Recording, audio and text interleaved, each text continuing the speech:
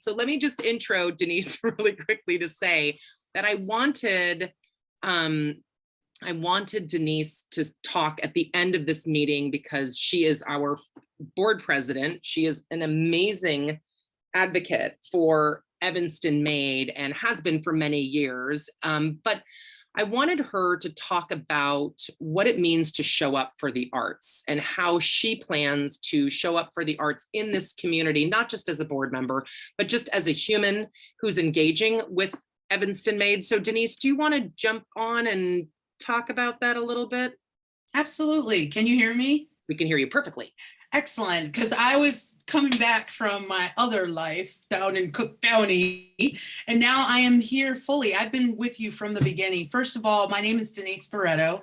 I am the reluctant president of the board of Evanston Made. And yes, it's reluctant. I quit everything last year. The mayor, I have to say that because he's on and I quit the Parks and Rec board. But I, like my time with you is really this. First of all, I am not an artist, right? But I'm a person that makes stuff happen. And that's why I'm here, right? Is I have an incredible amount of energy. I have an incredible amount of love for artists. Like in the background, you can see art on my wall. There's art everywhere around me. This is from an art show that I went to in the city. I didn't realize this, but I raised two artists too. And so the bottom line is, the reason I am here, why I put this time in, is because I do believe in community and I do believe in activism. And I believe that without artists, we would all not be still surviving this pandemic we're in. I don't know where they're not doing the pandemic. Lisa said something about coming out of the pandemic. I'm like, where's that? Because where I live, I'm still in the goddamn pandemic, guys. And so here's the thing.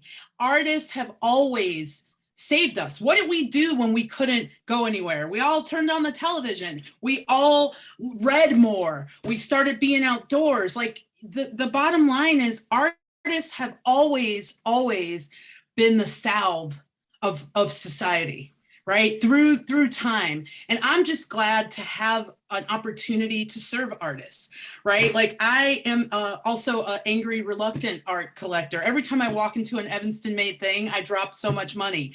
I'm tired of that, right? But that's what I want everybody in Evanston to feel like, right? I want everybody to have Evanston Made, Evanston local art fatigue, okay?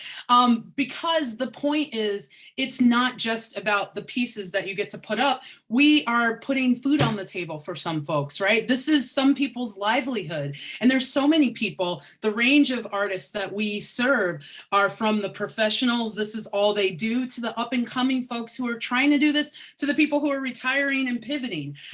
We have an organization that serves everybody and that cares for everybody, that puts justice first. And justice is important to me.